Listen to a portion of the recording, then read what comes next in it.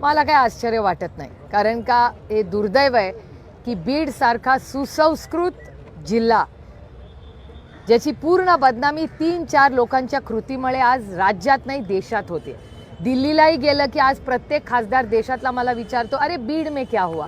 त्याच्यामुळे मला प्रचंड अस्वस्थ वाटणारी ही परिस्थिती आहे की बीड अतिशय कष्ट करणाऱ्यांचा जिल्हा आहे आणि ह्या सगळ्यांच्या गलिच्छ कृतीमुळे आज राज्यात नाही देशात बीड आणि महाराष्ट्राचं नाव यांच्यामुळे अतिशय त्याची बदनामी होते. हा पहिला मुद्दा. आणि दुसरा मुद्दा की आम्ही सातत्याने मागणी करतोय की म्हणजे वाल्मिक कराडांबद्दल हे VIP ट्रीटमेंटचं हे तुमच्या चॅनल्सवरही अनेक वेळा पाहिलं, त्याच्यामुळे त्यांना VIP ट्रीटमेंट मिळते. अरे त्यांना तर खून पण माफ आहे या सरकारमध्ये, त्यांना खंडणी माफ आहे, त्यांना कौटुंबिक हिंसाचार माफ आहे, त्यांना शेतकऱ्यांना हार्वेस्टरमध्ये पैसे खाल्ल्याला माफ आहे, त्यांना युरियामध्ये पैसे काढले माफ आहे, उसको तो सौखून माफ आहे. त्याच्यामुळे असं काय वाल्मिक कराडन त्यांच्या आकाकडे आहे त्याच्यामुळे ह्या सरकारला त्यांनी वेठीस धरलंय हा एक मोठा प्रश्नच आहे.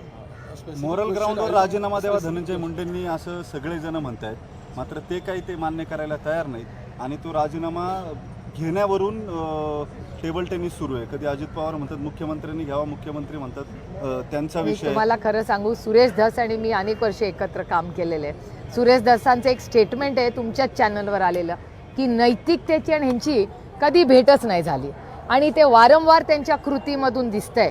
कारण का त्यांच्या बाबतीमध्ये कौटुंबिक हिंसाचार, भ्रष्टाचार, त्याच्यानंतर कौटुंबिक हिंसाचार, भ्रष्टाचार, खंडणी, अजून काय माणसांनी करायचं मला सांगा, कुठला गुन्हा. आणि मला एकच प्रश्न अतिशय विनम्रपणे विचारायचा आहे की OSD करताना, OSD आणि PA ठेवताना स्ट्रिक्ट कायदे नियम, आणि मी त्याचं स्वागत करते. मला खूप आनंद वाटला जेव्हा माननीय मुख्यमंत्री म्हणाले की हो आज नंतर आधी चालत तसंच चालणार नाही. मी त्याचं मनापासून स्वागत करते. आणि जर त्यांनी तोच नियम कायदा त्यांच्या मंत्रिमंडळाला लावा, असं नाही होऊ शकत ना की OSD आणि PA ला एक कायदा आणि मंत्र्यांना एक कायदा, असं कसं.